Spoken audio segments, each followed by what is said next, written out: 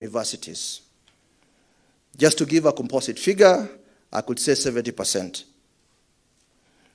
Now, let's talk about that unintended consequence.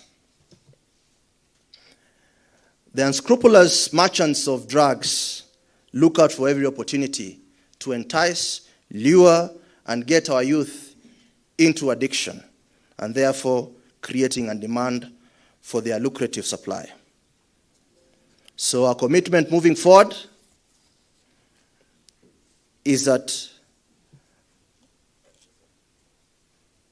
we will use the outcome of this survey to tailor drug prevention guidelines, to create awareness, to do positive parenting, because these youth are under the guidance of their guardians, to capacity build across the multi-sectoral space, to initiate and agitate for policy and legal reforms.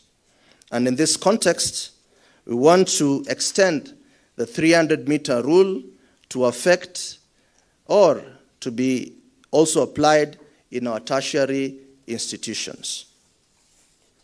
In conclusion, ladies and gentlemen, as we launch this report, let us remember that the future of our nation lies in the hands of these young people. And as I alluded earlier, within the demographics of the young people, those who are in tertiary institution form the apex. These young people are talented, they are innovative, they are full of potential. But if we don't act decisively, that potential could be lost to drugs and substance abuse. This is a call to duty. So let us roll up our sleeves, get to work and work together. And with those many remarks, it is now my pleasure to invite you to this official study. Thank you.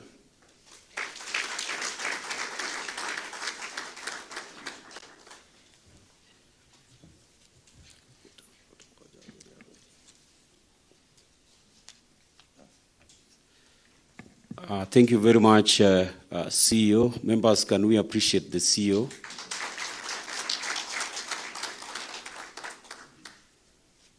Let's appreciate him once more.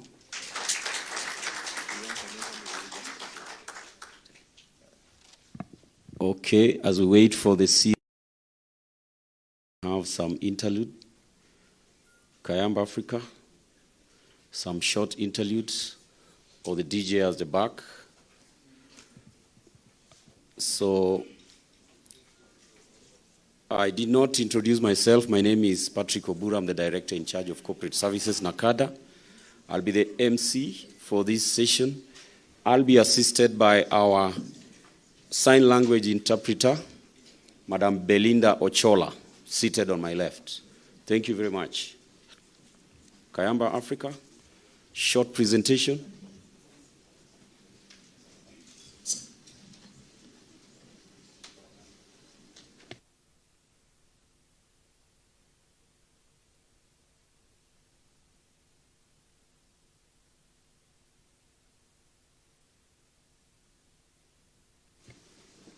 As KIPCHUMBA Africa does the presentation, African Nazarene University students can be on standby to give us a short presentation.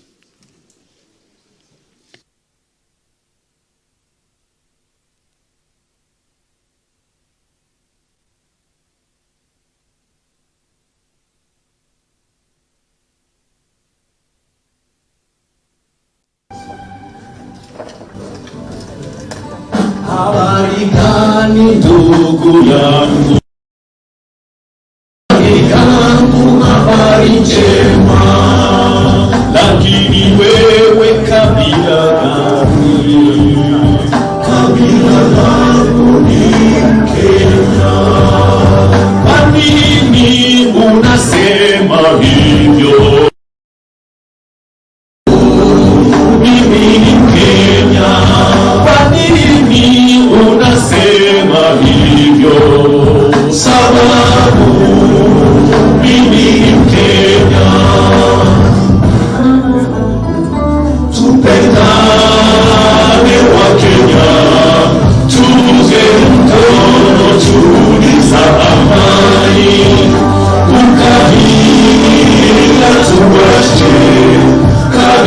letu sote kabila la Kenya.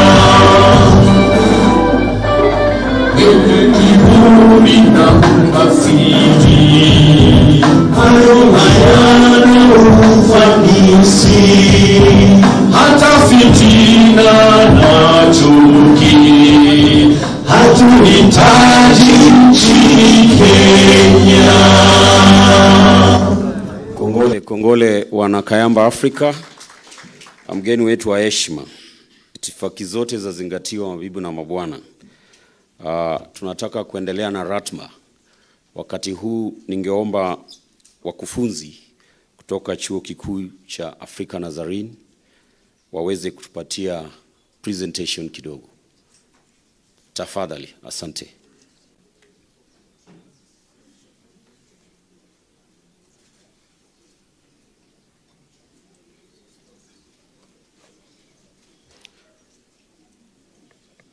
As we wait for the students, Kayamba Africa, or they are coming.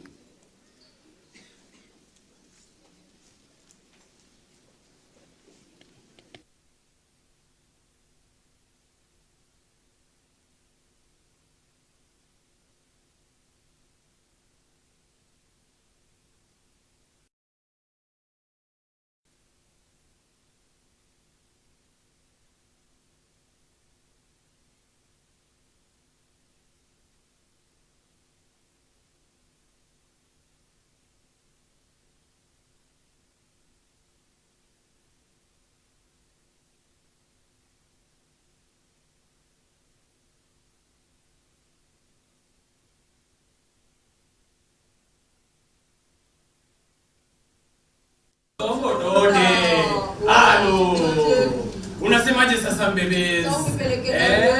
Marada za mashoke. Si unasikia ni Valentino alafu sasa mbebes. Nakupanganiaje? Nakupeleka date Nani? Nataka tu nikufanye design sijafanya mbebes wangu mwingine. Unanidiglo? Relax, acha sasa nikuchapie. Nataka nikupeleke base. Zako nilikuwa hai. Unaningam? Nataka nikupeleke base. Noma sana. Nakupeleka Glovo bebes. Na sino Mariam sasa. Lakini bebes, wataka kunipea nini? Flowers ama mzinga? Sasa kwanza tuanze na maua bebe. Sivyo? Unajua buda, sipendi maua, hiyo pelekea nyuki, nataka mzinga. Nimekudigo sasa. Unataka nipelekee nyuki maua, ndo nikulete mzinga. Ndo nimekudigo. Sasa mbebe. Unajua kisho ni mbaya sasa. Baby. Na nimeona mara ya kupatia flowers, nikupeleke kwetu maua tutakula mbebe. Kweli kabisa baby. Alafu Pepe, unajua ni promise tukitoka hapo tu hapa utanioa. Hiyo ndio nikwambia. Hiyo usiwe na maneno mengi. Kweli Pepe. Alafu pia unajua Kikuyu na Mkamba ni Kiukamba. Sasa mtoto wa Mluya na Mumeru atakuwa si Mtume. Ni Morome. Kweli. Unanipata? Kweli baby. Umesema kweli. Lakini pia anaweza kuwa Mumeru. Hapana. Si Mumeru. Ni Mumero. By the way. Wewe tuache mambo ya mapenzi. Na mko na mapenzi mingi. Nataka kwanza tukuze kati. Unajua mada majafika kuja haraka wewe. Wewe unajua kwanza mimi nataka ni wakadaje. Mkitu mtashinda ni njaa peke yake. Shika kwanza umevalia manyu. Shika zako. Unameleta ni ngoma hivyo. Wacha nikuonyeshe. Mimi nataka kuwakanyaga wewe. Kwanza kwa sababu ni wakati wa mapenzi, nipatie haki. Torea hizo. Hadi mwanaume nikupatie haki. Itakuaje na niko na mbebeza hapa. Wewe piga top shoulder. Bebezi ni gani halo? Nipe flowers. Unaitishaje flowers mtu wangu? Huyo ni blind pass. Sasa nyinyi, badala ya nyinyi na mbele sasa, ngani anataka kuitisha flowers. Wewe itisha mbele bana. Tupatie kijiko. Kijiko gani bana? Mimi siko citizen. Na maanisha spendi. Spendi gani? Spendi. Angalia leo anaweza mambo ya mapenzi. Na nilitoa dia pende msupu wake. Ati spendi. Haya, sawa. Kwa sababu naona mko na ujinga. Nataka niwasaidie kama Diamond na Zuchu. Wacha nionyeshe. Kuna bibi. Halo, ati nani? Hamna. Okota 5. Halo, na simekulisha nako tu sana bale. Ni wewe. Siwe ni mzee sikule. Kweli baby. Lakini sasa wacha tufanye. Maana hapa tunamtufanyia. Sasa nikuonyeshe. Kikimba. Reverse. Parking lot. Hapa kuna swali. Sababu uko na jokes mingi sana. Pia joka hata ndio moja. Ngoja hadi mimi siona venye game imeenda.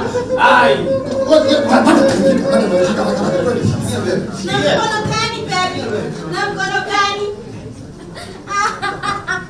Hello. Yes, mheshimiwa. Nilipokea, niliona confirmation asubuhi.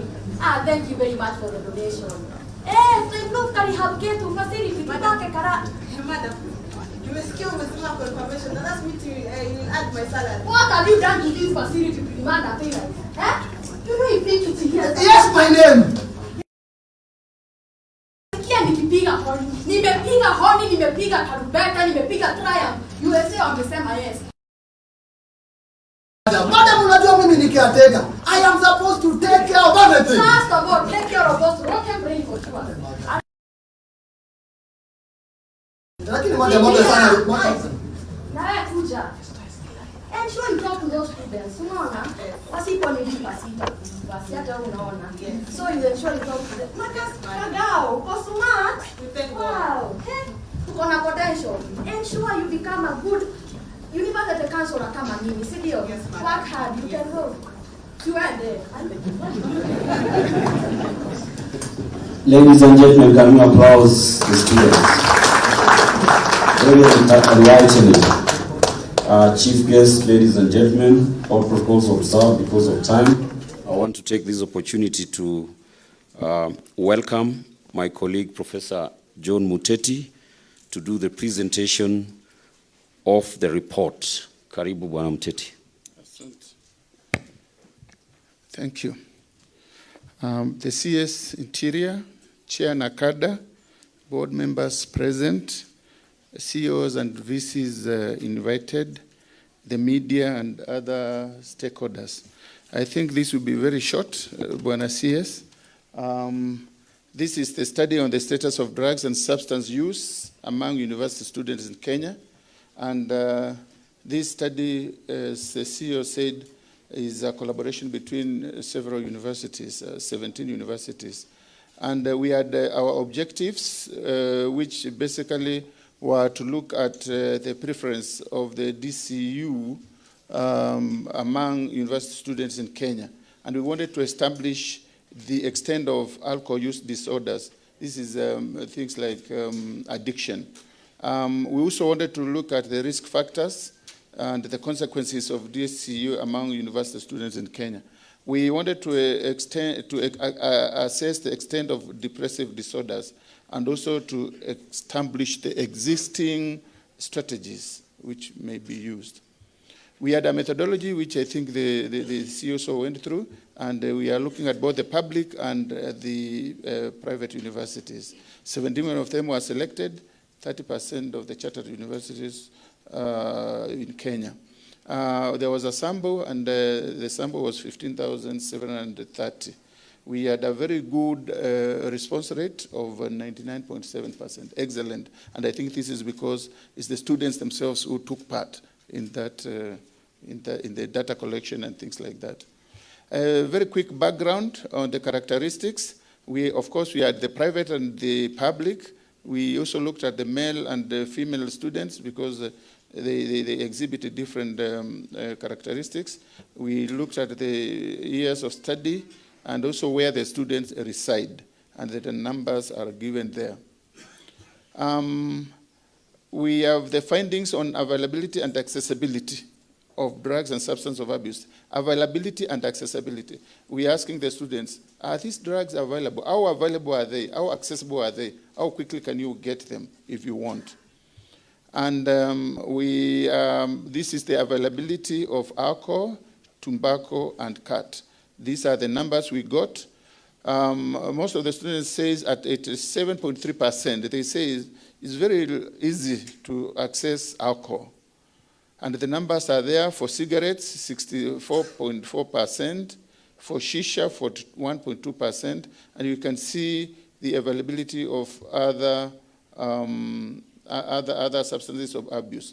Miraa and mukuka were also accessible, at high numbers at the universities. They could easily get them if they walk out the university environment or surroundings. They would easily get them.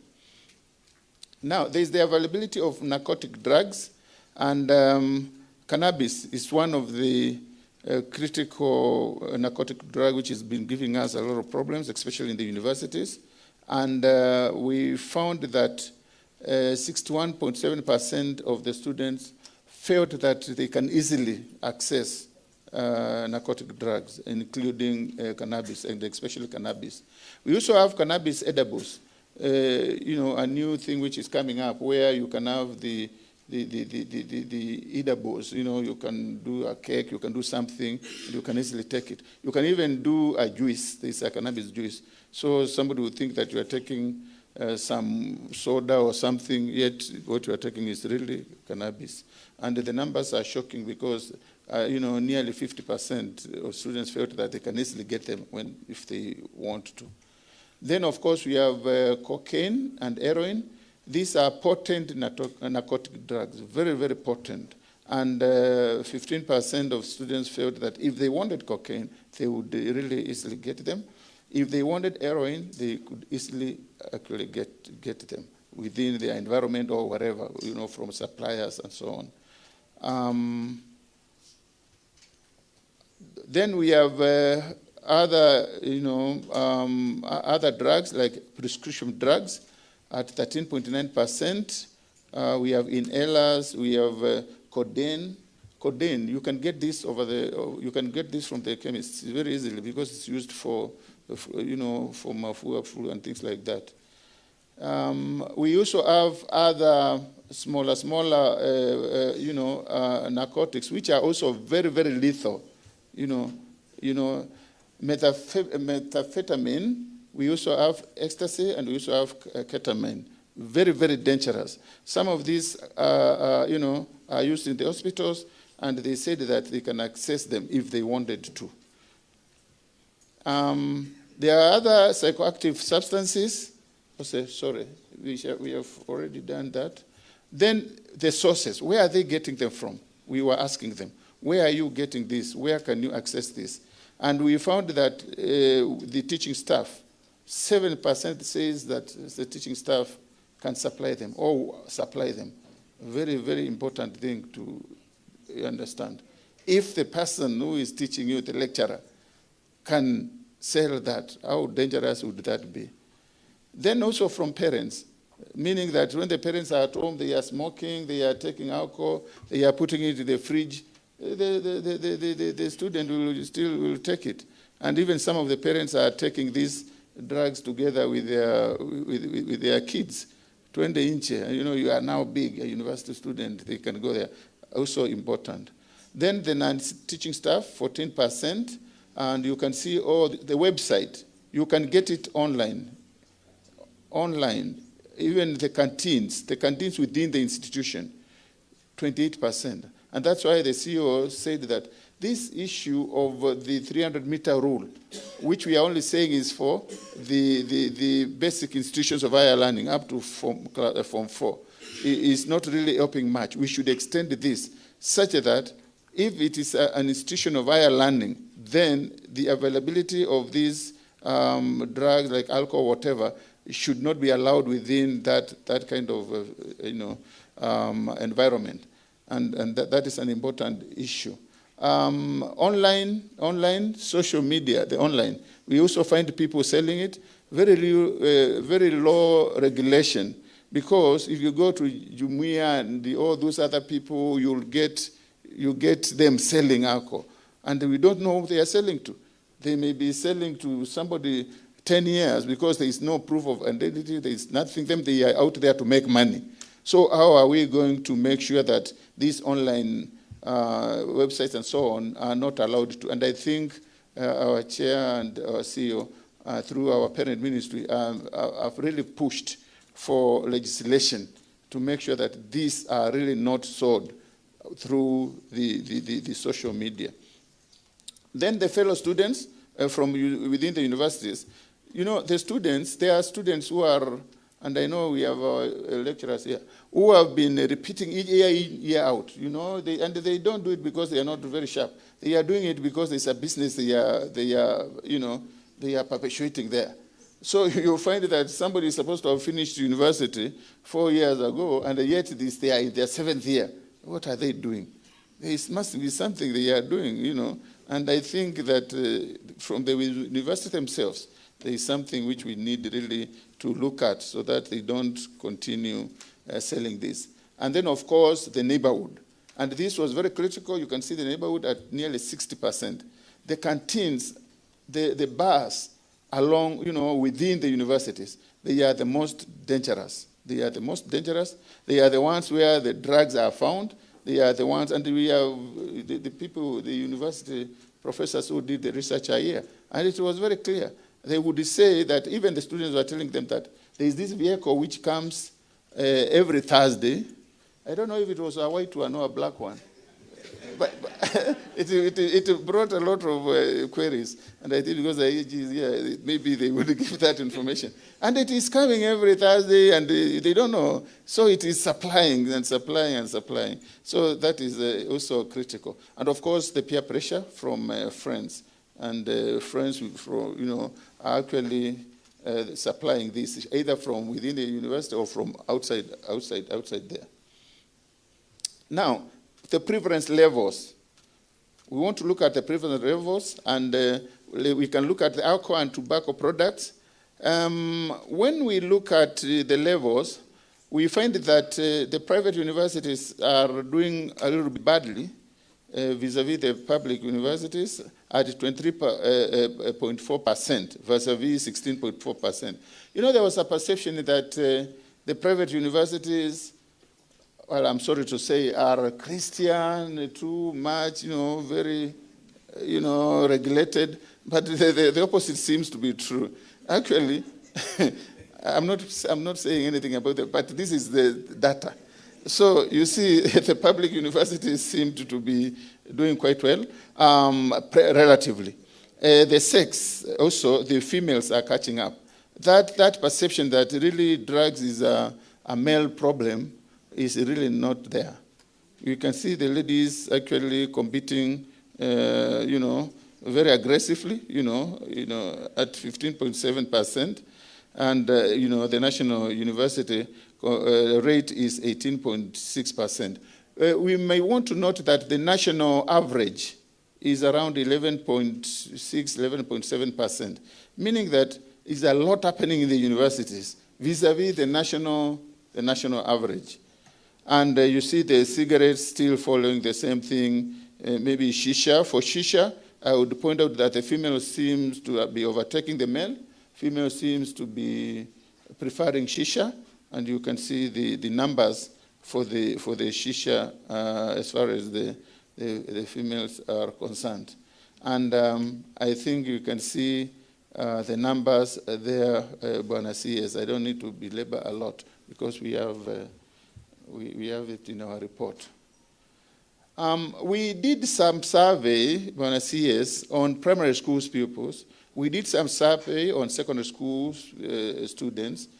Now we have done survey on the university students to complete the process so that we know what happens after you leave primary to secondary and so on. We also did survey on the employees in the public sector and the general population, which is the general survey. And we can see the comparison there.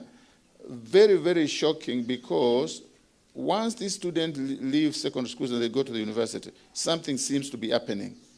I mean, I think maybe the environment or the freedom they have or lack of checks and balances, something seems to be happening, because you can imagine from secondary, 18.6%, now they start using at that level. And this is a very high number, because these are the people who are going to go to the employment, you know, they are the ones who are going to get employed. And the general population has 11.8%, as I said, for alcohol. And you can see we are, you know, doing very badly at that area. Something needs to be done, you know, in this area. When we look at CAT, and I think this was a very hot issue, CAT, because, of course, it's a livelihood for some people. And somebody may think that, but as for us, we are just being professional and giving the situation as it is. And I think our board said, just do what you can. Give the numbers. And you can see we have the Muguka and the Mira. The Muguka is the more potent. And if you look at the Muguka, you find that more of the university students are really using Muguka vis-a-vis the card. Muguka is more cheaper. With a 50 bob, you know, you get it very, very quickly, and you know you can take it. Mira, I believe, will be more expensive. More affluent students taking Mira, but all the same, we find that at least 10% of the students are either taking Mira or Muguka. And in our rehabs, we find that in Muguka, many of the students, and even the general population, are getting more addicted to Muguka. We are continuously admitting them in these rehabs, and therefore it becomes also very expensive on our part. The narcotic drugs, that's the hard drugs. The numbers are not very high because they are in the range of 1%, 1.8%, and so on and so forth. But which came out very strongly is about the cannabis, the cannabis. The cannabis is quite high, and a lot of, quite a good number of students are taking the cannabis. And the male and the female are, you know, just more or less taking the same numbers. The private and the public, still not much difference. And you can see this challenge of cannabis is that we have the 2% national, you know, rate population. In the whole country, cannabis is like 1.9%. But at the university, it's 10%, meaning that 5 times, when they are in the university, they are likely to take cannabis 5 times more than the general population. What is happening there? Meaning something is happening. And these are the ones who are going to transit to the national population, to the general population, rather. Heroin and cocaine, you know, not very big numbers, but still critical. Critical because if you start taking heroin, this is just a case of addiction. You know, you are just addicted. You can't take heroin 1, 2, 3, 4, you know, a month and say that you're going to be free. And I think our experts are here. They will tell you that you still take it, you'll just be hooked. If you look at the setting, and I think I've talked about this, where you can see very high at 10.7 vis-a-vis the general population, and I've seen it. We did a survey on the employees in the public sector, and you see that they are also a challenge there. Now we have other psychoactive substances, including prescription drugs, and you know, we've seen that they are also being used. You know, though at very low numbers, but not as very low, because if you are saying 1.4 are using a particular product, you know, like codeine, then we need to look at that space, because these are things which you can buy over the counter. You know, others are new psychoactive, you know, products, substances which can be manufactured in the lab or elsewhere. And I think the DCI, you know, and ANU, you know, did a very good job, and they're doing a very good job because they are really getting these labs, you know, out there in the bush, in the parks and everywhere. And I think with the collaboration of NACADA and so on, a lot is being done there. But that capacity that they can go to the chemist, the pharmacist, and buy them over the counter without any prescription is also a challenge which needs to be looked at. So if we look at the ability, the people who are using at least one drug, either you are smoking, you are using cannabis, you are using heroin, whatever, we find that 26.6% are doing that. This is nearly 30%, a third. 1 out of 3 students, or maybe 1 out of 4 students, are actually using one drug or the other. If you take university students here and 4 of them are seated there, 1 of them is likely to be using that drug. It is a worrying trend. Now, the consequences. We had so many consequences, and in our report, Buena CS, you get we have the consequences there. Some of the ones they gave us were that most of them were really not doing very well in exams. 47.1% is nearly half. You are hooked in drugs. The likelihood that you are not going to pass your exams, to sit for your exams, is nearly half. You see? Quite dangerous. Or you miss classes because you are either high or you have not taken your lock or whatever it is, 36.5%. And you have issues with the institution, the disciplinary or whatever, which is nearly 40%. We also had the consequences which were reported when we did the focused group discussions. A lot of these things now came out. And some of them were, of course, the absenteeism, which we said. Most of them don't complete their degree programs in time. A lot of violence, a lot of mental health disorders, depression, the addiction we have talked about, increased cases of sexual harassment, rape, and planned pregnancies. And these are real. They told us that this is what is happening. And they were speaking through experience because, these are the students themselves, being interviewed by their colleagues, not by strangers, being interviewed by their colleagues. Now, the extent of alcohol use disorders, this is the addiction. What are the levels of addiction?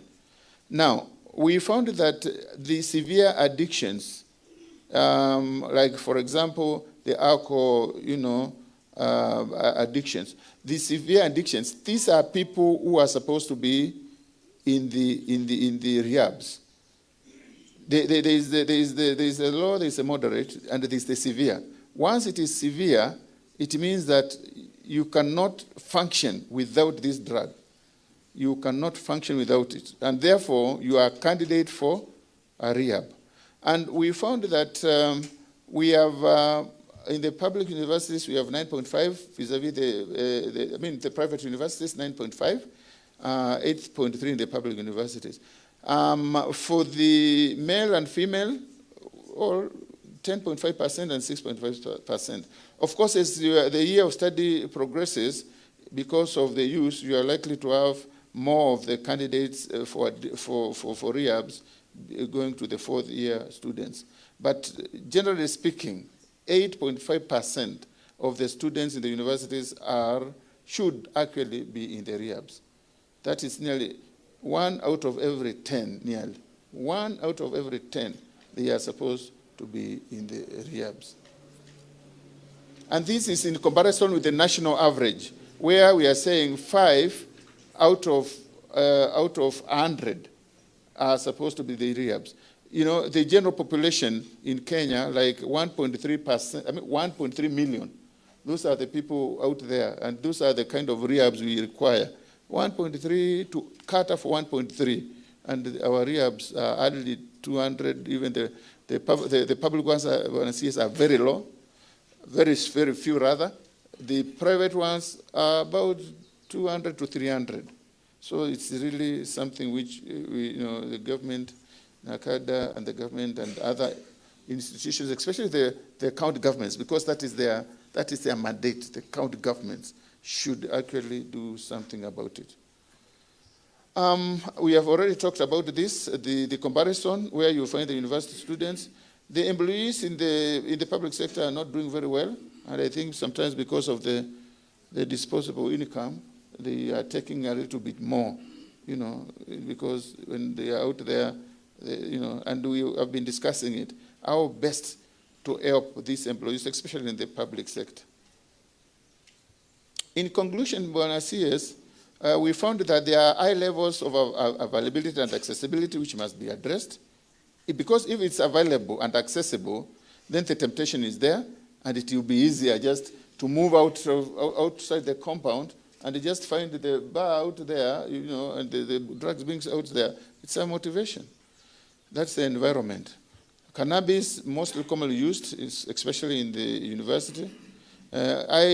Use of online platforms also discussed. Emerging use of cannabis edibles. These are the cakes and things which are sold around. The study also showed increased vulnerability among both male and female students. That divide is now blurred. It's no longer as it used to be. The female and the students, the same. That myth about private and public universities, who is doing what, is even not there. These students are really doing more or less taking these drugs. And those students who reside at home or are accommodated outside seem to be badly hit. It's something to think about. The ones who are, at the end of the day, they are walking out, going home. Still parents are there, remember? Their parents are there, but still they are taking. The ones who are accommodated outside in the private, residential, areas, they are still taking, as compared to those who are within the university institution. And also the self-sponsored students. We can imagine these are people who might be having some money. So, and they are, maybe it's their indisposable income. Now, there was also an emerging penetration of the new psychoactive substances, which are being made at the labs and things like that. There's that, kind of penetration. And some of these students, we realized that are making these in their labs. The experts also are doing chemistry, whatever, they just make some of these things there, and I think it is something also to look at. The use of the university students themselves in the supply, I've discussed about this, because the students themselves seem to be the main suppliers of that, And I remember the team is here, the students from some of the universities, which I will not mention, who used to be frequenting other universities, and they were known. If you see that and such, something is happening. And I think these are things to look at. Very quickly, Bwana CS, the recommendations. The university management should take strong measures so that we can now roll out prevention and intervention programs, because we know that it's better to prevent than to cure. So if we start early, talking to these students and so on, we will save quite a good number. And also there was the recommendation that these accommodations, private accommodations outside the university, there should be a partnership between the universities and these private accommodations, so that there's some control. We talk to the students, we counsel them, we also make sure that wherever these institutions are, they are drug-free, so that you are not supposed even to smoke there, you're not supposed to sell drugs there and things like that. And that will also help in that area. The guidance and counseling departments are also wanting, and it was very clear that most of the universities, those who have, may only have one person. And sometimes it's just the dean of students, and maybe just one other person. And therefore, this is an area which needs to be looked at. The chaplaincies, they play a critical role, because we found that those people who bring the religious, people to talk to the students and so on, and those even students who are either in our religion, either a Christian, Muslim, and so on, they seem to be faring well than those who are non-religious affiliated. And that's something which also came out. And therefore, we found that these chaplaincies are a critical thing to think about. The CEO talked about the 300-meter rule, which applies to institutions of basic learning. When we go for our enforcement, we find that, in many of the universities, we find that it's just a bar outside. But they tell us, but this is an institution of higher learning. You can't do anything. These are students who are over 18. And I think if we change that law, we will be able to protect a lot of our students. And actually, to make matters worse, some of these bars are within the institutions themselves. I know when we went to university, we had the student canteen, you can sell whatever. I would imagine, I don't know those times how it was, but maybe things have now changed. Because when you are there, you can access it, accessibility. So why are we selling beer? Why are you allowing them to be actually, even the licensing, the county governments shouldn't be allowed to license such. And then, of course, we had the challenge of parents. Parents seem to think that once their students are now, once their children are in the university, then that is not now their whatever anymore. It's not their bother. But we found that if really they are involved in the guidance of their students throughout their life, it will bring a lot of. We need to talk to these parents. We need to talk to them so that they don't leave this to the university management or to the to the other people. And I think, Bwana CS, that is the end. But as I end, I would also want to appeal to the media, because we want to disseminate most of these reports, most of the alcohol and drug abuse-related messaging. We want to do it to the public, to the general public, and to the targeted groups. Media is very powerful. It's very powerful. We cannot do it without the media. Both the social media, the mainstream media, and all the kinds of media. Because when we do that, at least we will strengthen this fight against alcohol and drug abuse, and we'll be helping this country. We'll be helping this country. Bwana CS, I think that is the end of my presentation. Thank you very much.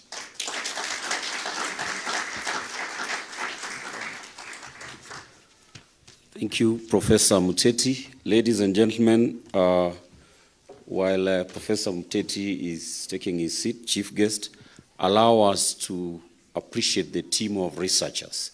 So I'm kindly requesting if they can be upstanding. I know the lead is Professor Halimu Shauri. Just raise your hand, Professor. So can you appreciate all the team of researchers?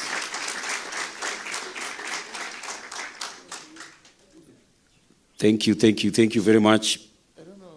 Because of time, allow us to make progress. Professor said in his closing remarks that the media is very critical. And at this juncture, we want to give 5 minutes to the representative of KEG, that is the Kenya Editors Guild, Mr. Wanyama Chebusiri, kindly. These are the folks that synthesize, chief guests, and disseminate these statistics to the public in the manner they do best. Karibu sana. Chief guest, the CS, Interior, MURKOMEN, my friend, the IG, Douglas, Vice Chancellors present, NACADA leadership, and distinguished members of the press, ladies and gentlemen, habari zenu? You are so nervous, why? Okay, tusalamiane hewani? Yes. Can you tell your neighbor, use wisdom to fight drugs? Again? Yes. My name is Wanyama Chebusiri, and the Kenya Editors Guild was formed in 2004.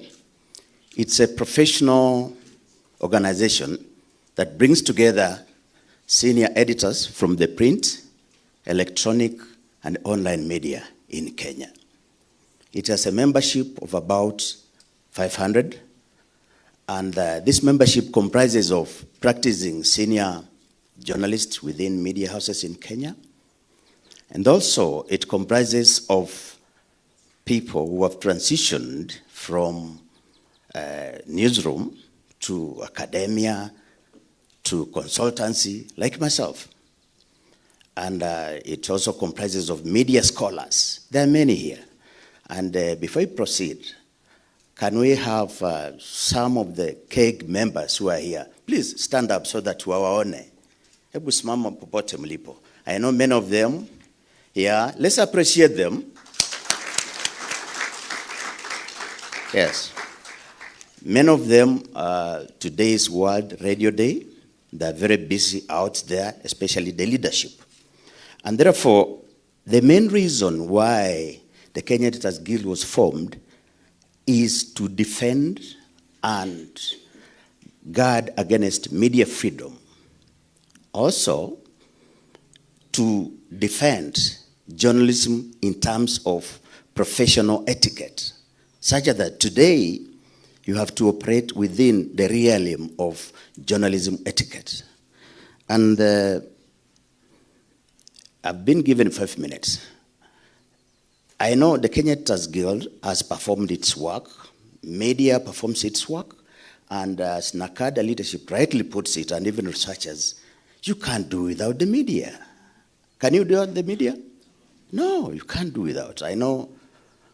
But despite even the passing of the Kenya Access Information Act, the media faces very many challenges. Getting information, especially from government agencies, is a big dilemma for the media. Please, can that improve? 2, we have delayed responses from the media. A journalist calls and anaambiwa hapana, I'm not allowed to talk. And you know what? News is perishable. We need that information. And when you're not providing information, then I will say what I'll say, and then I say, when asked for comment, they said they are not allowed to talk. So, usilaumu media. Sawa. Then there is one aspect. There is a lot of hostility against the media in the recent months. I know when I was a BBC correspondent, we used to be friends with MURKOMEN, my friend, sorry. A lot. I made him what he is, and I know he's a friend to the media. Please, situations, and my friend Kanja, situations where the media, journalists are beaten up, please let it be the thing of the past. Tell your neighbor, let it be the thing of the past. No, again, tell your neighbor, let it be the thing of the past. So that MURKOMEN, being a friend of the media, honestly, where you are globbering, a lady journalist, it should not happen. And lastly, I want to appreciate the role that NACADA is doing, especially in the fight against drug abuse. It's really doing a lot. When I go to my village in Western, we call it Msala. Who knows what Msala is? Msala ni ile bangi. And you know what? Villages in Western, they are rotting. People are not there. We are creating zombies. That as much as you are carrying out research in universities, please extend the same knowledge in those villages. When I go to my village, people are frustrated na wanakula msala. Hiyo msala msiwaachie. Lastly, what was my concern about the research that has been mentioned, especially the lead researcher? He says that among the people who supply are university lecturers. In my other life, after leaving the BBC, I share knowledge somewhere as an adjunct lecturer. Please, I can assure you, I'm not one of them. Thank you. Ladies and gentlemen, let's appreciate Mr. Wanyama again. I know we have very limited time, chief guests. The universities were very important in this study. and they are going to be very, very important in the implementation of the recommendation. So, Chief Guest, if you can allow me to invite Professor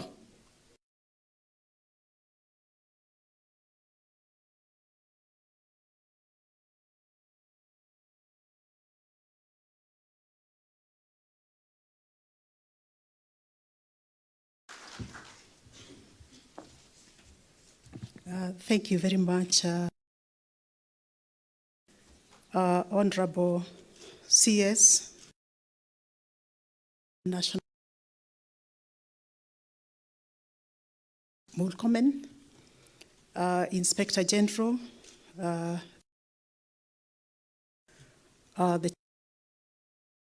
NACADA Board of Directors, Dr. Reverend Stephen Mairori, and the board members here, and also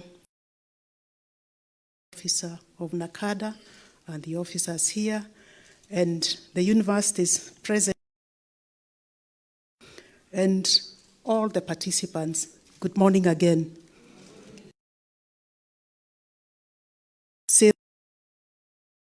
Today, and I said that I needed to know what is going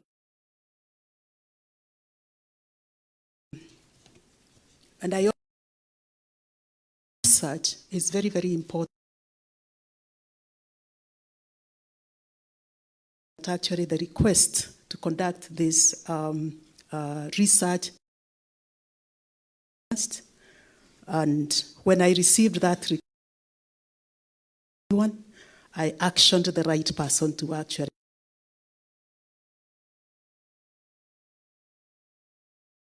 Congratulations to the NACADA team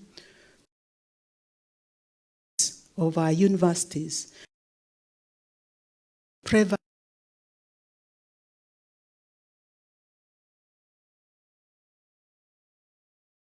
One of the things that,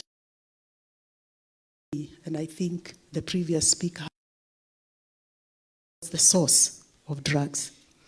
And because I was looking at the numbers, because teaching, support staff, I combined them because they are all staff. And I think I was a little surprised because this, we as managing to our students. We wrote a few interventions that we are going to initiate. Recommended. Say that it's also surprising, and we have seen like the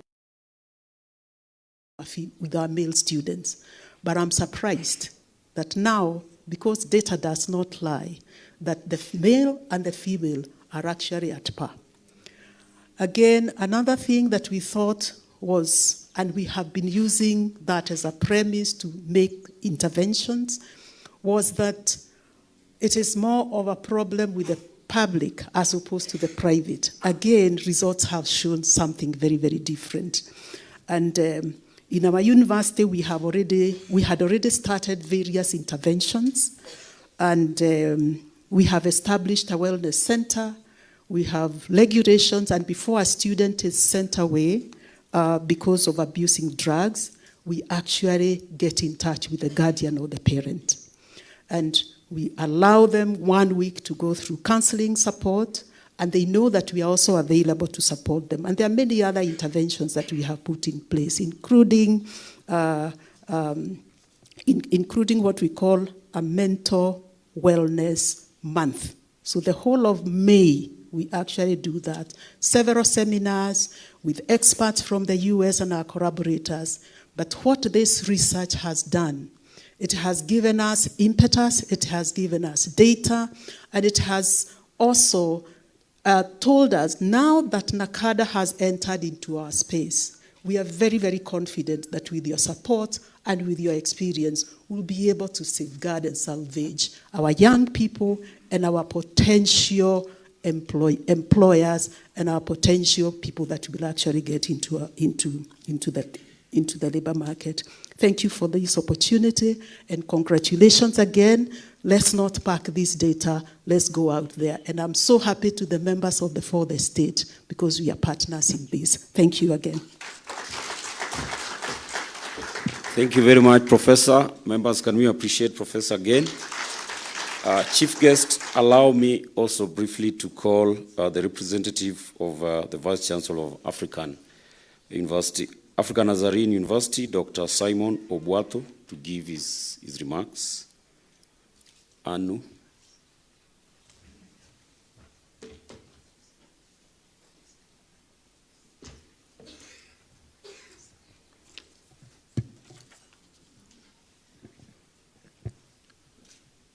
The chief guest, Honorable Onesimus Murkomen, Dr. Reverend Stephen Mairori, the chairman, NACADA Board of Directors, Mr. Douglas Kanja, Inspector General, all the Vice Chancellors, the CEOs present, members of the Fourth Estate, greetings to you all. I'm standing here a little bit disturbed by the findings, and very, very particularly, number one, as a representative of a private university, and secondly, as a lecturer. I'm told the lecturers are the ones supplying some of these things in some villages somewhere in Western region. I'm also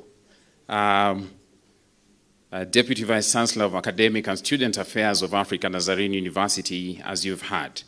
So this is not a very good moment for me, but I want to believe that data speaks, and when data speaks, we have to listen.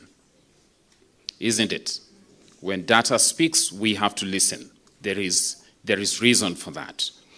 Let me say that I stand here to represent our Vice Chancellor, Dr. Stanley Mahosi Bebe, and African Nazarene University. As you have seen, even the skit that was presented, although it was cut short, that was a skit presented by our students. Our students are so alive and awake to the realities of some of these things.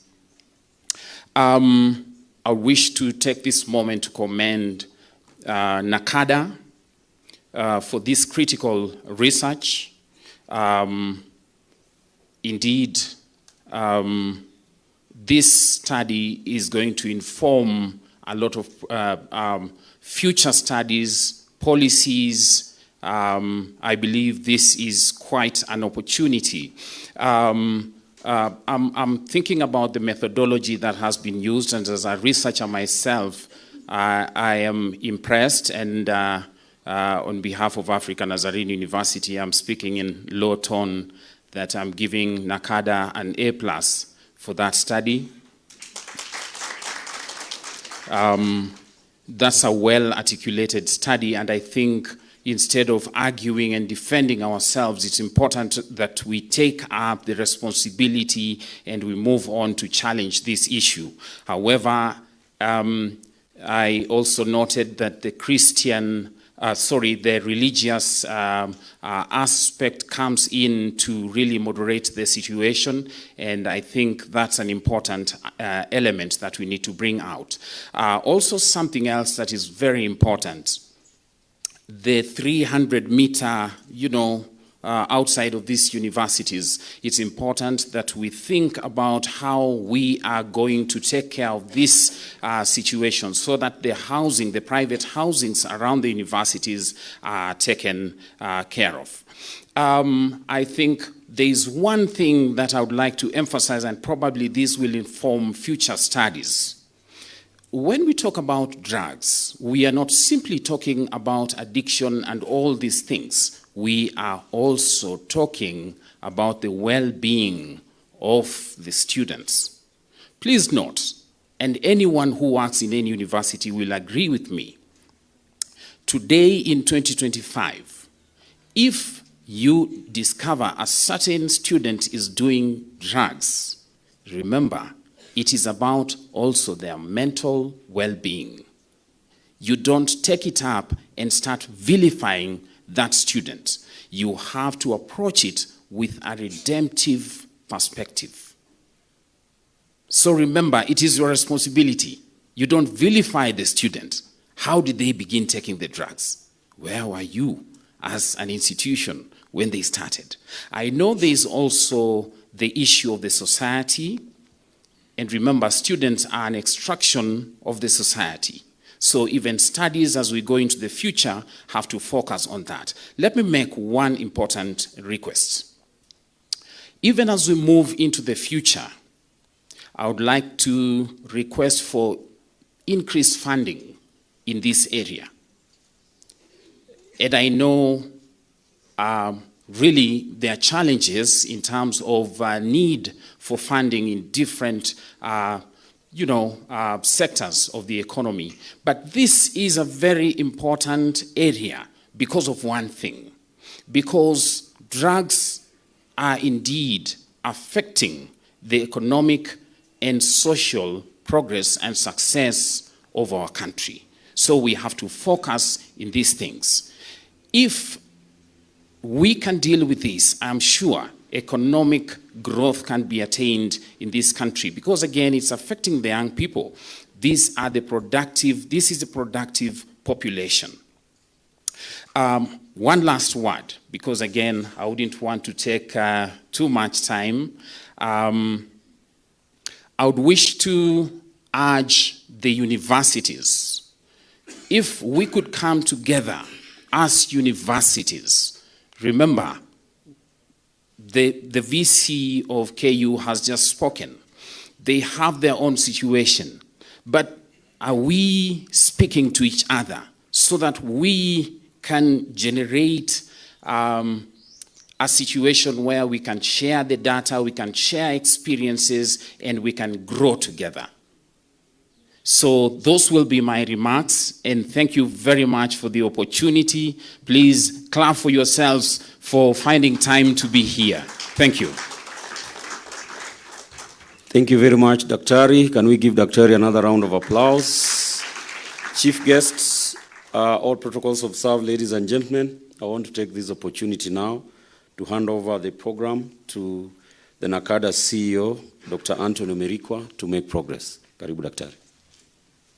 Thank you very much, Obura. Without further ado, it is my humble duty to invite my chairman, Dr. Reverend Mairori, to give us his address. Thank you.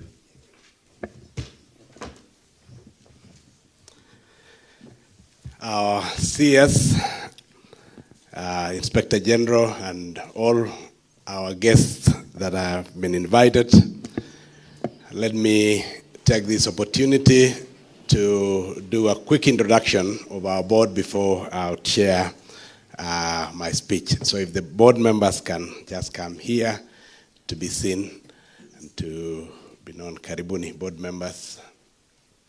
If there's a microphone, just tell us your name and which institution. So, okay, to Pale. Yeah. My name is Anjeri Mathu. I'm the vice chair of the NACADA Board of Directors. Reverend Goge, NACADA Board Director, and also the National Chairman of Association of Pentecostal and Evangelical Church of Kenya, APEC. Good morning. Dr. Josephine Etenyi, State Department for Youth Affairs and Creative Economy, alternate to the PS. Good morning. My name is Veronica Okoth, representing the PS National Treasury in the board. Good morning. I'm Samuel Laboso, the Director Anti-Narcotics, and I'm representing our Inspector General in the board of NACADA. Thank you. Thank you very much. My name is Antonio Merikwa again, board member and secretary to the board. Thank you. Thank you very much. Let's appreciate our board members. Chair, this is an expanded board. We have our CS. We have 15 board members. Several of them, because of other duties, are not here today.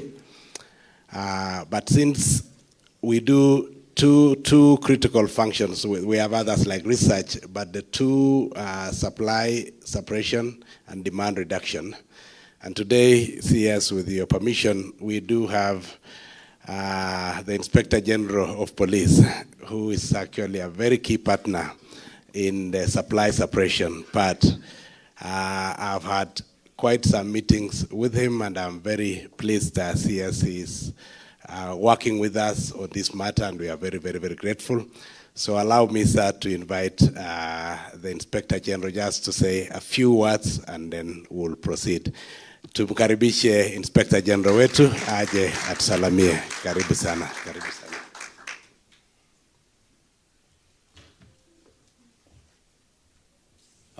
Thank you very much, Daktari, rafiki yangu. Our CS, Honorable MURKOMEN,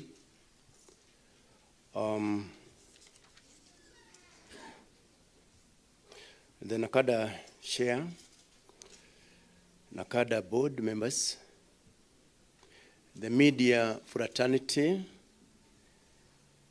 the members of the Fourth Estate, the university lecturers and the students, all protocols observed. Good morning. Good morning once again. So my name is Douglas Kanja, the Inspector General of the National Police Service. Let me start by saying that I'm a happy man to be invited here.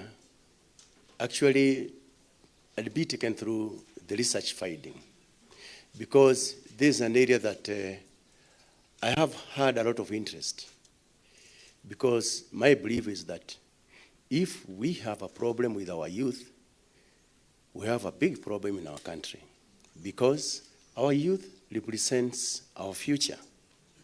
So we have got a duty and a responsibility to take care of our youth.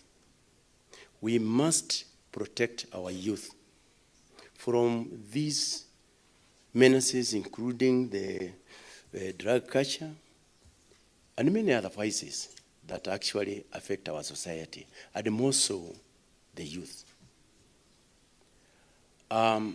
I want to reiterate and confirm that the National Police Service and the wider Ministry of Interior, and I'm sure our CS will speak to that, we are working with everybody to ensure that drugs are rooted out in our country. Remember, there before, in our country, it used to be a transit country, but now we are also consuming. And that is exactly what we have seen through the research findings. So we need to redouble our efforts so that we can actually be able to deal with this issue, especially to ensure that our youth, our future, is actually kept away from drugs menace.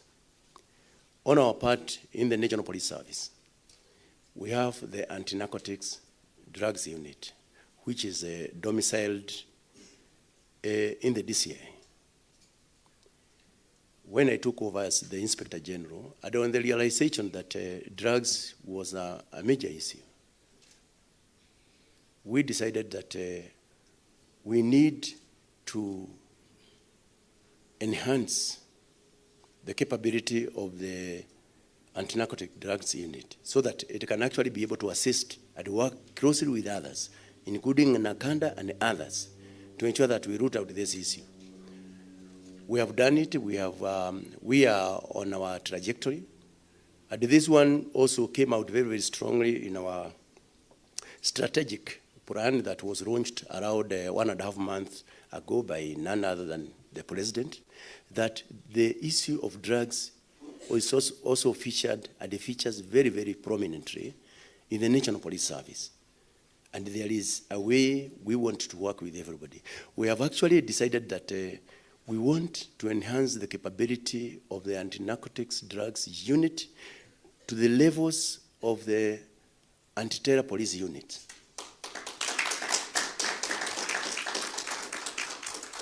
So that we enhance it. And we are moving in that direction together with everybody here, including Nakanda, and the other donors who are like-minded with us. And we are working so that we can be able to have a very, very strong team, because we believe that some of the proceeds from these drugs also go to finance terrorism. So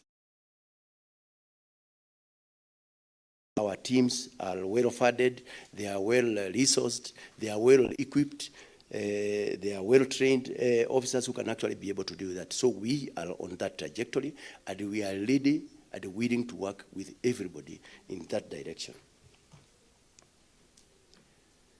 So that is actually our commitment in that direction.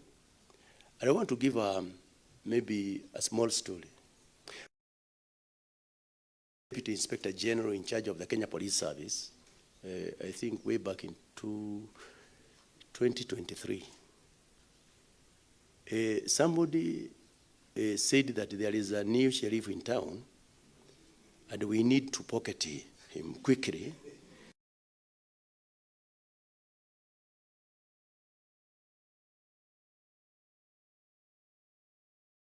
Which was loud and clear. He said, number one, can be able to mess up with our youth. I would never.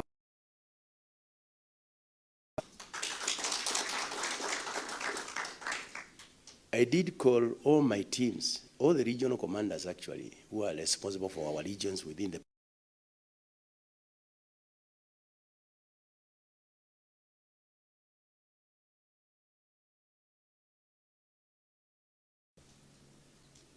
And within a short time, the major drug dealer actually was arrested, and he was nominated by the president as the Inspector General.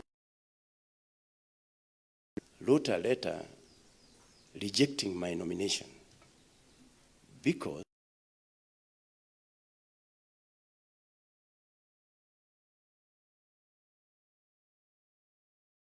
of bang from Ethiopia all the way to Nairobi. I had the knowledge because policing is through intelligence. And that's for your remarks. Let me say thank you. Thank you very much.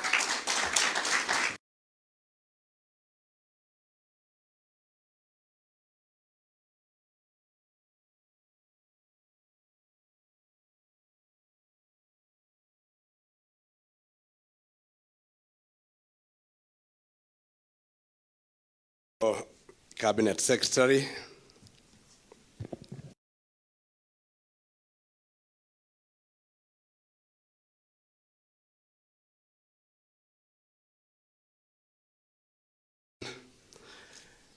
It is an honor and a great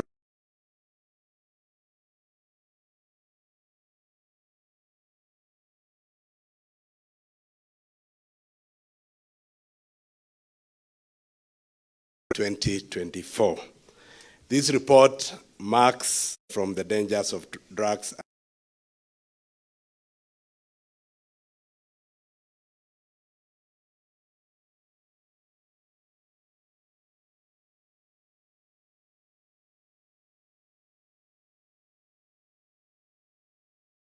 of our core responsibilities is to conduct and disseminate research that provides critical insights into the patterns, drivers, and the impact of culture. I wish to extend my heartfelt appreciation to the esteemed institutions that play a crucial role in this study, including University of Nairobi, United States International University, Africa,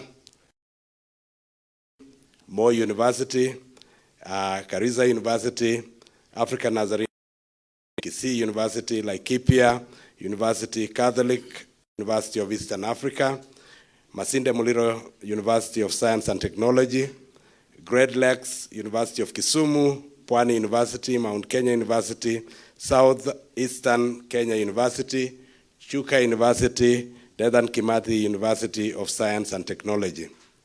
Additionally, I extend my deep gratitude to the Kenya National Bureau of Statistics, KNBS, for their invaluable support in data analysis and report compilation. A special note of appreciation goes to NACADA management led by the CEO, Dr. Mirikwa, for the successful initiation, implementation, and conclusion of the study. Let's appreciate all our stakeholders, and thank you, CEO and your team, for a great job well done. As NACADA, we are committed to ensuring that the findings and recommendations from this report inform our policies, programs, and interventions targeting university students. This is not just about statistics, it's about lives, it's about dreams, and the future of our nation. As I close, allow me to appreciate our chief guest.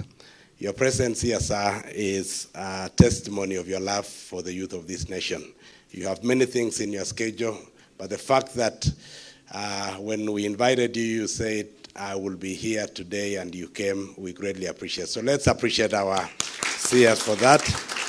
And we want to thank you for gracing this occasion. And again, I want to appreciate, as I had said earlier, the IG.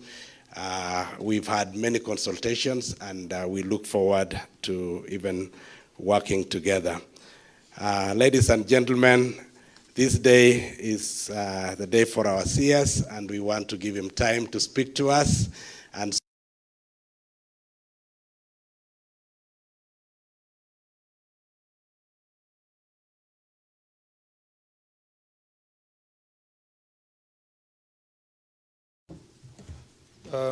thank you very much, Chair. Please be seated. Thank you.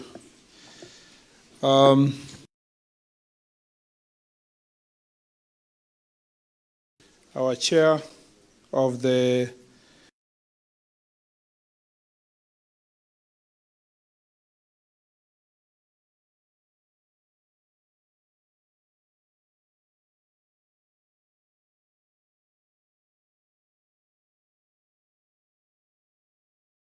Professor Washike Wanjoi, DVC University, Dr. Simon Obwato, the board of NACADA, distinguished ladies and gentlemen, good morning. Good morning once again. I'm Jambo. First of all, I'm really honored and privileged to have been invited to this very important launch. And I am very happy to see that the universities are playing a critical role, and they are doing a very good job in informing this research, because we do not want to crop in the dark, guessing what we want to do. As in furtherance of this research, I want to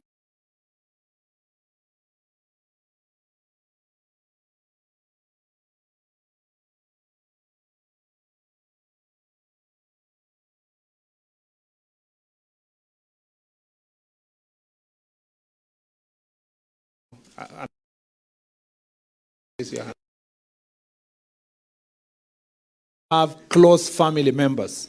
Yeah? It's a national problem. It's a serious national problem. I conversed with the person next to me, my friend here, when we are sitting with political leaders, whether at the highest level or even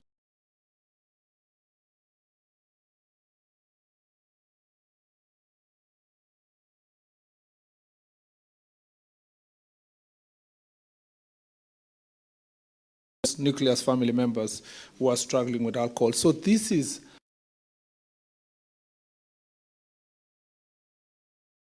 it's the greatest threat to the well-being of our country. It's a national security issue. The well-being of our country is drugs and substance abuse. So when we are here, this function, as you should, and I thank the for saying that the relevant department needs to be upscaled to the level of anti-terror unit, because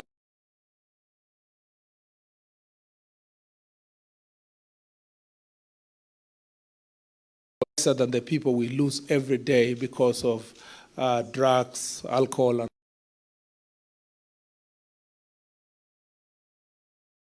as serious as it should. I thank my friend Wanyama Chebusiri, who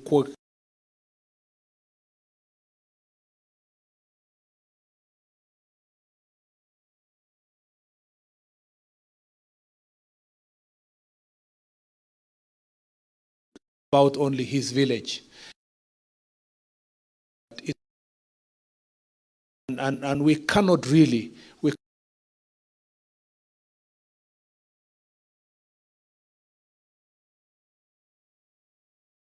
that does not deserve to be, reduced to us to make sure that we take this thing very serious. And as and you saw the IG speak here, as the Inspector General of the Republic of Kenya, to signify the fact that we take this thing seriously nationally, and the government of Kenya does not target and people who have failed in the past to make money because to fight alcohol are cheapening this situation. And this is very... So I want to say that my speech. University life is a transformative journey, as we all know. It's a time of self-discovery, intellectual exploration, but it's also a time of vulnerability. The need to perform well in the meeting can sometimes lead to our youth down. It is therefore with concern that I stand before you today as we launch the report on the status of drugs and substance abuse among you, which was done in 2024. It's a mirror reflecting the sad reality, a wake-up call to our nation and a roadmap to action. Release of the Kenya Certificate national examinations, thousands of young Kenyans have to transition to universities, a pivotal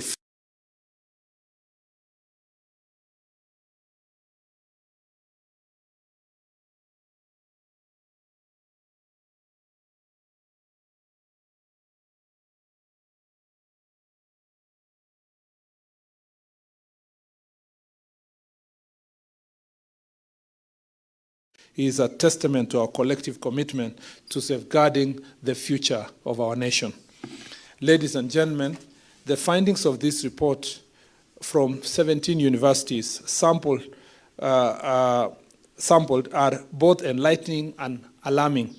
They reveal that 45.6% of university students have used at least one drug or a substance in their lifetime. Even more alarming is that 26.6% of our university students are currently using this substance. Alcohol, tobacco, cannabis, khat, and even emerging substances like methamphetamine and codeine syrup are finding their way into the life of our students. We often think of drugs and substance use as an issue that predominantly affects men. But the reality demonstrated by this report shows that the female university students are also becoming increasingly more vulnerable. A reminder to us that addiction knows no gender. And this is very sad because this is not the gender equality we were looking for. It was not a gender equality in sharing drugs together. We must urgently address the unique challenges our young women face and ensure that they are not left behind in this fight. I know that NACADA is a step ahead on this through provision of free rehabilitation to female clients at the Miritini Drug Rehabilitation Center. Let me just say this a little bit because I have been a university teacher before. it is true that this report is very, very true. And it's not something that just happened in 2024. It has been true for a very long time. And it is also true that our staff in the university, including lecturers, present or former, contribute immensely to the distribution of drugs in the university and alcohol. In fact, it is true that lecturers intentionally invite students for going out and buying alcohol intentionally. I know some of you have since graduated, but it is true that your lecturers took you out and they bought you alcohol. So as a matter of fact, many young students, and especially female students, become victims of the same.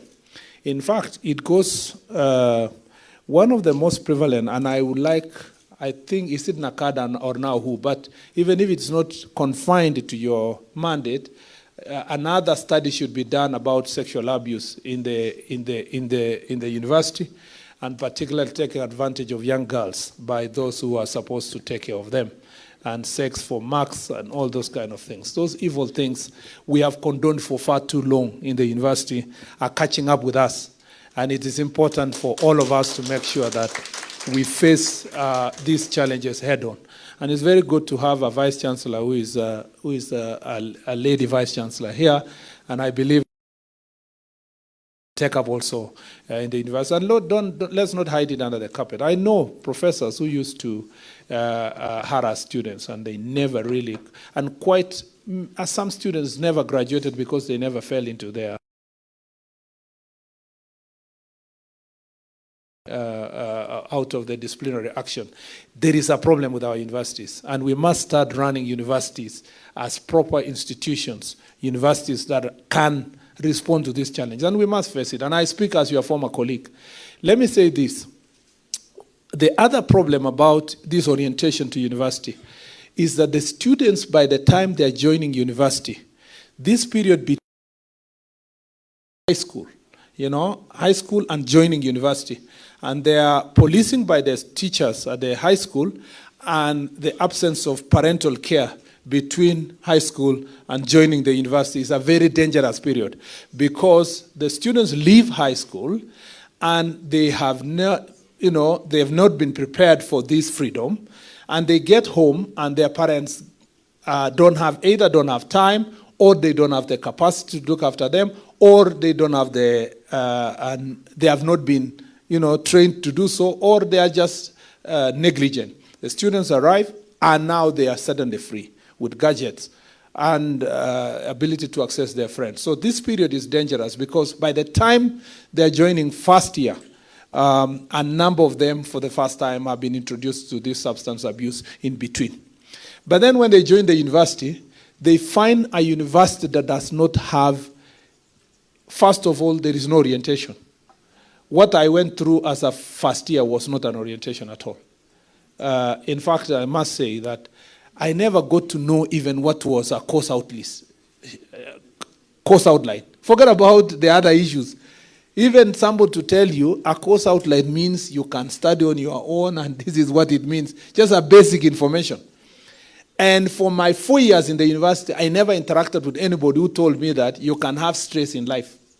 And you need, it was, why would you be stressed? You are a university student, It was rather obvious.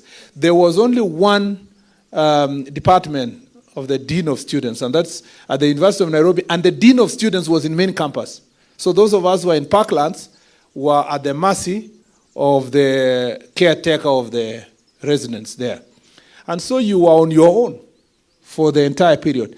Even students who lose their loved ones, had to just take care of themselves or be looked after by the students.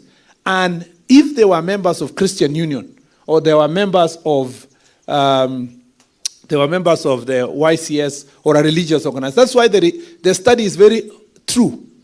Those students who find themselves busy, either in the CU, they are going for, in fact, CUs and the Christian organizations in campus play an extremely important role in distracting students from accessing these drugs.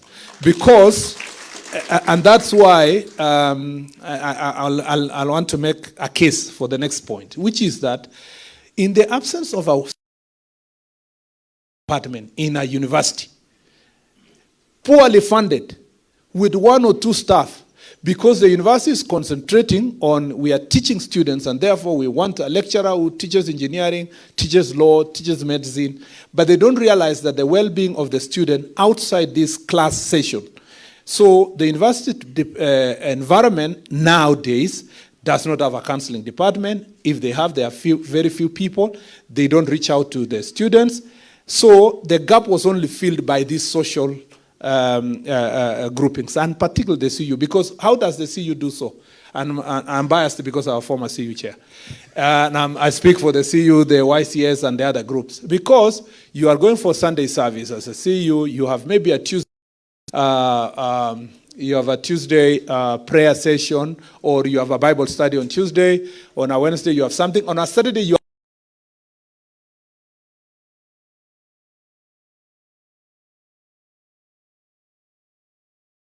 and you're all, and you are visiting each other in the rooms, and so if you have a small problem here, you feel you are part of a family. The same to the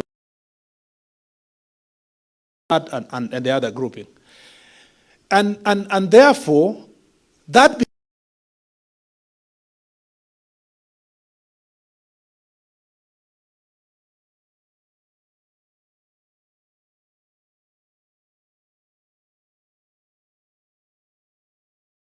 as themselves.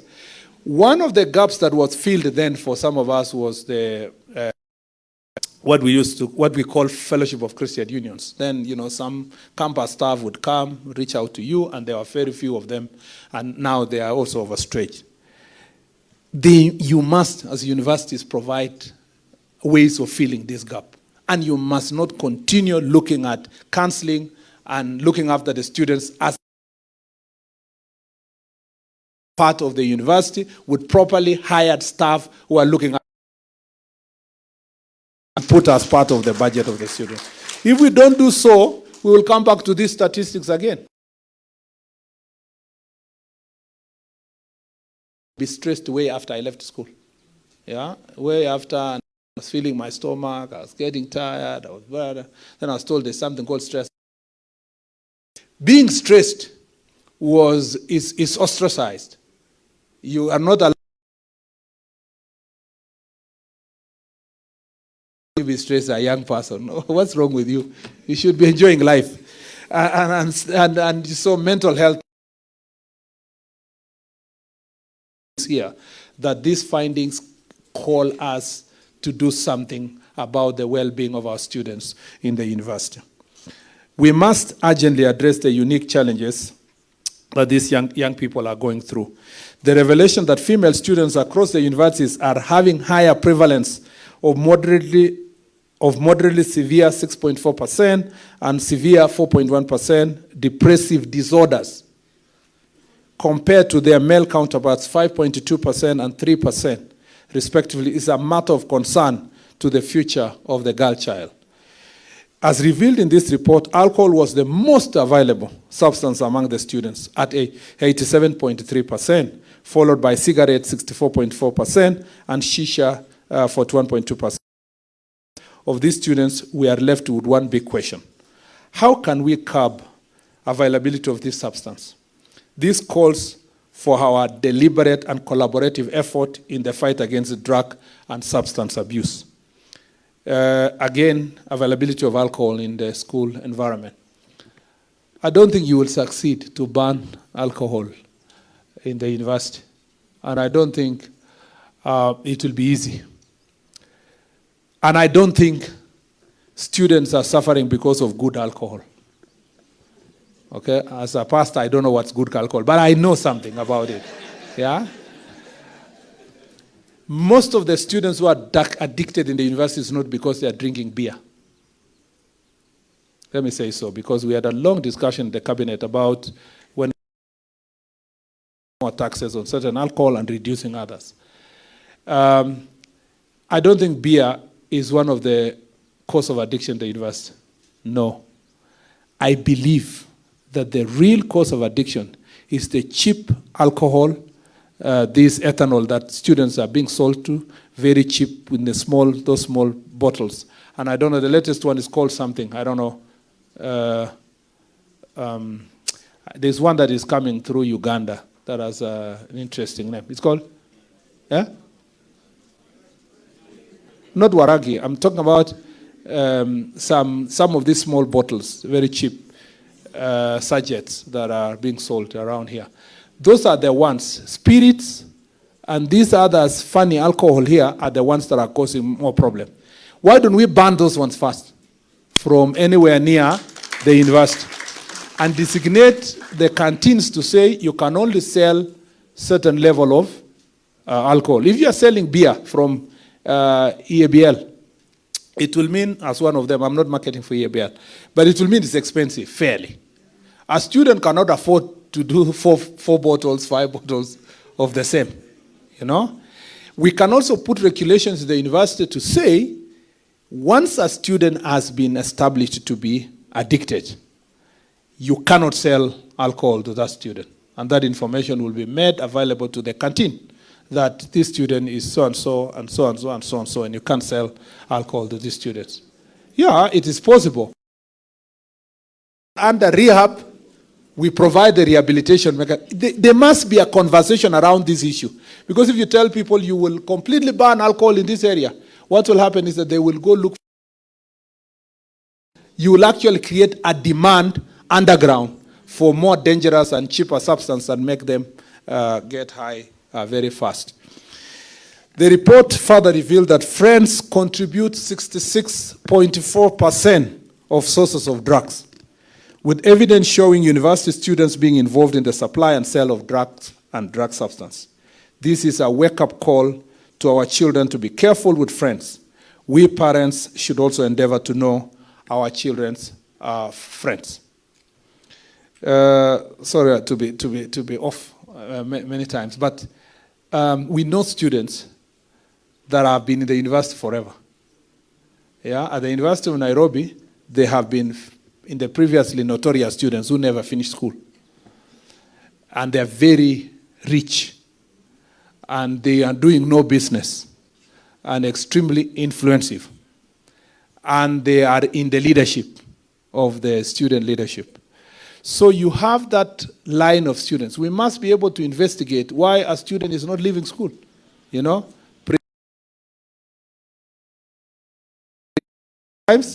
Or delaying their finishing their school, or, you know, in many other of these universities, we must take deliberate effort to make sure that we deal with those type of students because of the business they are doing around. And IG, I think we need to strengthen all the police stations that are operating near the universities, whether it's Central Police in Nairobi here, or in Rongai near the university, Nazarene University, or the one near KU, with deliberate efforts, interagency within the police, to see how we can integrate these investigations. You know, in the past, we were told, I don't know, we used to be told when I was at the university, that, you know, some of these students are not students. Yeah? They are police officers. They are busy. Work their IG to make sure that we are.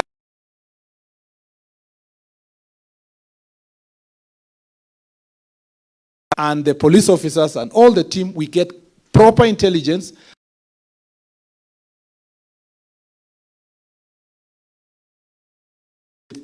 Cannabis and heroin and cocaine, among others. Again, thank you very much. Again, as parents, unfortunately, these are parents of my generation and slightly older, kidogo. Unfortunately, we can't bring our children up of us who are brought up. Yeah, where you say, I said bye to my parents in Mbobut Forest, and they don't know what you are doing until they know that after 4 years they must come for graduation. They don't know what supplementary, they don't know anything. Yeah, you can't do that. We have to monitor to know where their children people thought it's political. It is not. As must do something different. Know our children, know their friends, know what they do, and so that we do not regret when they are eventually addicted. Whereas technology has come as a boon, aiding access to academic, also revealed that there was an increased use of online platforms and websites for promoting the sale and use of drugs and substance. As a government, we shall not allow this to continue. Anywhere is a crime everywhere. It doesn't matter whether it's committed online or offline. Children's future by peddling drugs. The anti-narcotics unit within the Directorate of Criminal Investigations must therefore up their game in their enforcement of narcotic drugs and psychotropic substance abuse. And I thank you very much. And I thank you, IG, for confirming that we are going to strengthen. It's important that we do so. And we must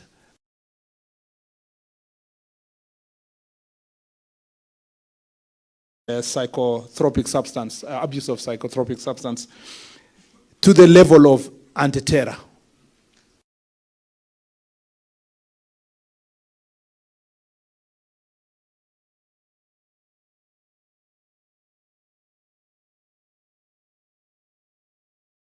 To do their job, it's our duty as government and as the police department to make sure that we are doing everything possible. And I want to thank you, IG.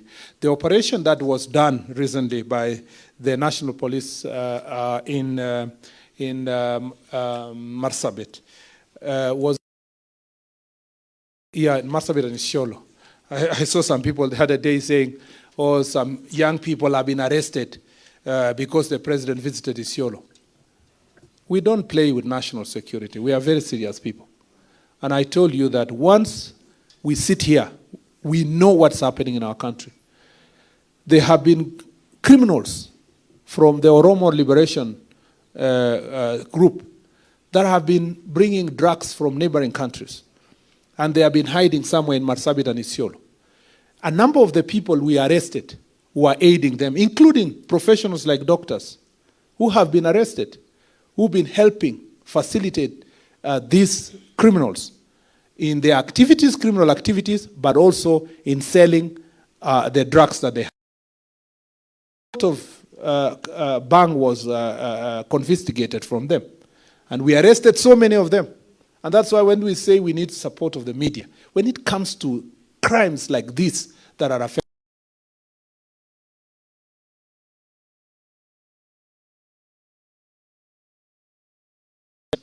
about what is happening in our country. Those leaders, including county officials that were arrested, will face the full. And I must say this,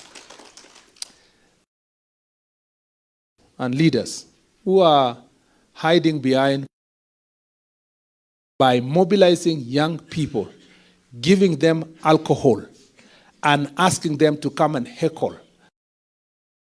meetings and dragging them to make sure that they do so on their behalf. We are coming for you. And when we say we are coming for you, we mean it. Where politicians coming to a funeral of a person they don't call anything, they don't even know, they have absolutely no relationship. Family that is mourning. Because of your political competition, you know, you're asking weekend, where is the biggest funeral around? Who has died somewhere? You start organizing young people, give them drugs, give them alcohol, bring them to a funeral that living there to cause mayhem and fights. And you saw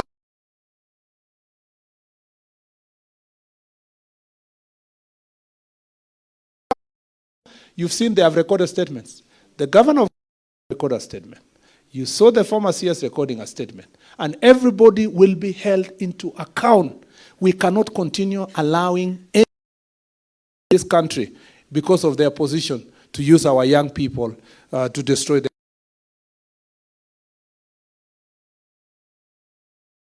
stay.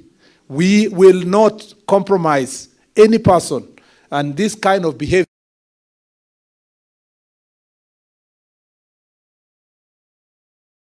the future of our country for the sake of votes. You can stay with your votes, but you will rot in jail. We will make sure that you take the responsibility that you must take.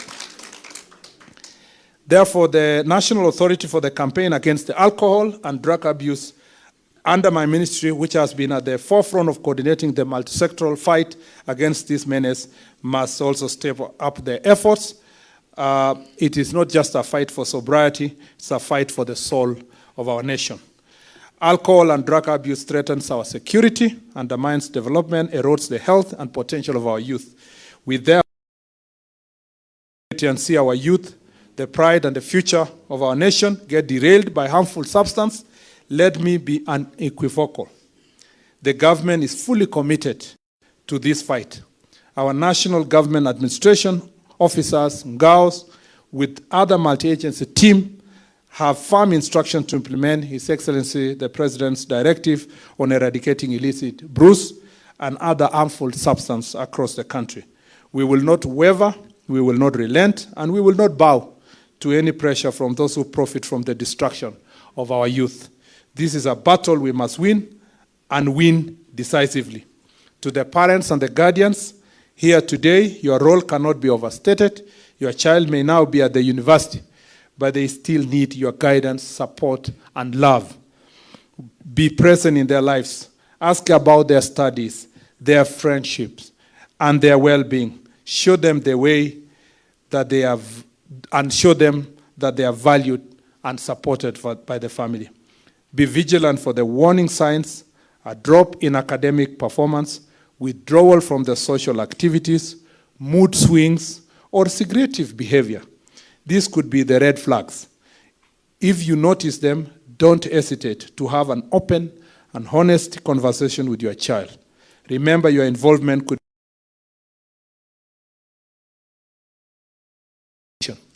we have been told, because I attend also parental classes, that we must talk to our children, including asking them who is their girlfriend now, who is their boyfriend. You must now live to the reality of the time. Our days, your father cannot contemplate asking you something even close to that. In fact, in the village where I came from, if your father sees you walking with a lady, he will pretend he saw something on the other side, and he will change route and course. You are not allowed to be anywhere walking with a girlfriend. Now it is unfortunate that these are new times. We can't raise our children the way our parents raised us. We must have an honest conversation and to show and to understand what they are doing. To the university administrators and faculty, you are not just educators, you are custodians of our future. Your institutions must be safe havens where students can thrive academically, socially, and emotionally. I urge you to prioritize prevention programs, create substance-free social space, and provide wellness-focused activities. Provide sports activities. You know, I just came from the sports ministry. My dream was then and still is that the university become the center of sports excellence in the country. And please provide those activities for young people, opportunities for them to run, places for them to play football, to basketball. Personally, I never realized that I was in fourth year, to be very honest. From the day I joined first year, I was in the Christian Union, I was in student politics, I was in the football team of the university, I was in the debating moot court team, I traveled all over the country, to preach all over the country. I traveled out of the country for seminars and workshops. Then I realized at some point it is fourth year. In fact, the day I left school, I realized everything I owned within school was not mine, including the school mattress. I actually almost begged that, can I be given this mattress to go with? Because the first day we went out and with my friends, we slept on the floor. It was the second day that we looked for a mattress, we changered a mattress. So let me say this. the university must be an interesting place for our young people. Idleness will create an opportunity for drugs and drug abuse. We must make sure that somebody is playing some role somehow in some activity and busy, whether it is Rotary Club or something, or they are in Red Cross or volunteering in St. John Ambulance or something, so that then we can keep them as busy as possible and make the university more interesting and make their grading even more interesting with extracurricular activities, and we look for those activities. Equally important is ensuring that students struggling with addiction can seek help without fear of stigma or judgment. Let us build the universities that nurture not just minds but also character and resilience. The idea that you expel a student because they are addicted may have to be revisited. Yeah, because I have now grown up and I've been told that addiction is a disease like any other disease. Instead of expelling them, you have to find ways of making sure that they are treated because they are looking for treatment. So there is a whole focus on change of mind to make sure that this sector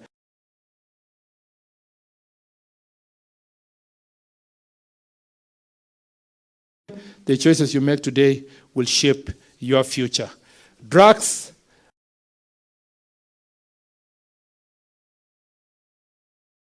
your health, your dreams, and your potential. Employers today are not just looking for academic.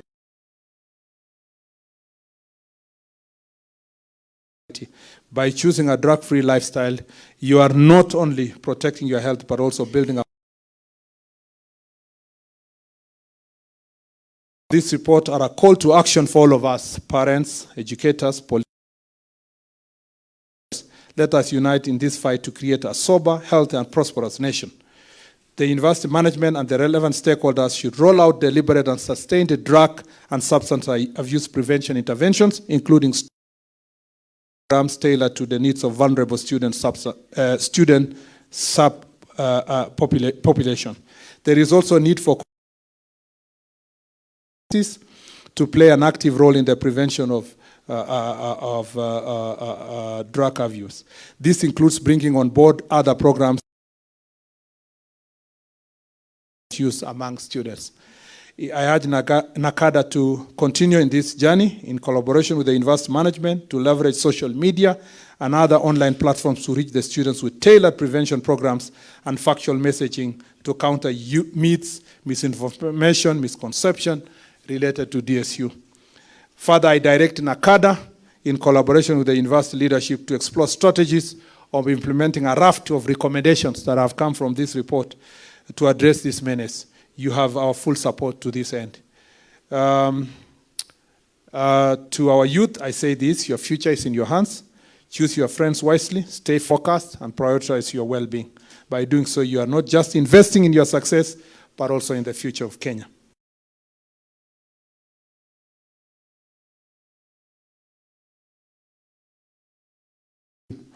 Thank you very much. I also think that and the religious institutions have a very strong role to play, and we'll support you. But also, the report that the CEO, in the CEO remarks, you saw he mentioned that Gen Z campaign together with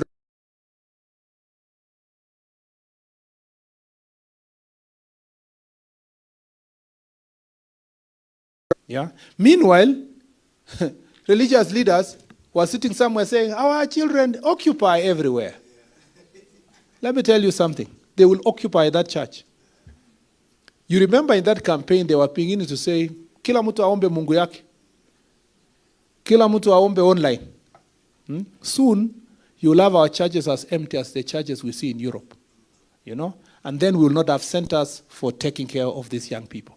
Let's do this, and we are glorifying it. You are glorifying it and calling our children's names. That glorification of that defiance is going to eat us in the near future in a terrible place. Because I have really spent a lot of time. I have also another program with the IG. I hereby declare the report on substance use among university students in Kenya 2024 officially launched.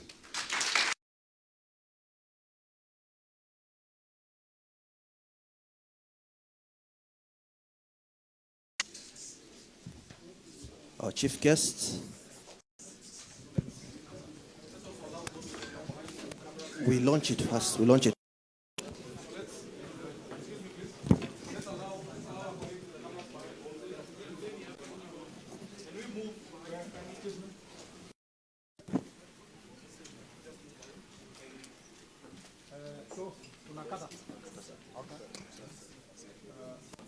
Give everybody a chance.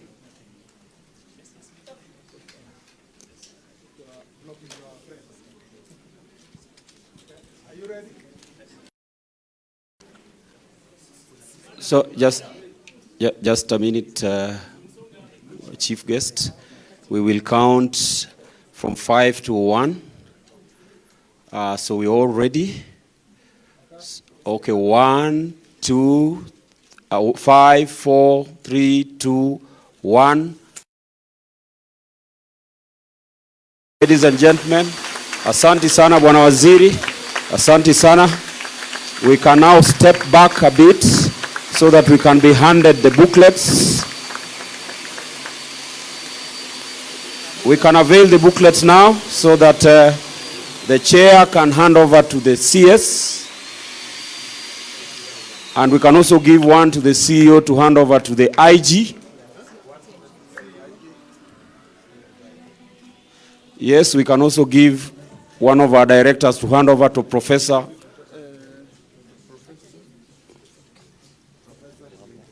Sorry. Let's get one. Let's get another one for the CEO. We can give other directors the copies.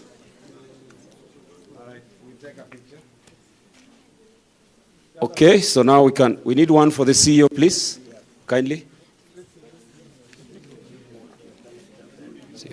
CEO. Okay, so let's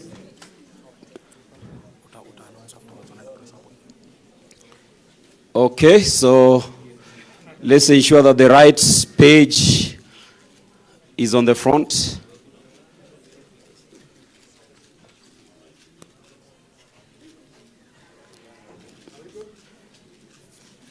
Thank you very much. Chief guest would request that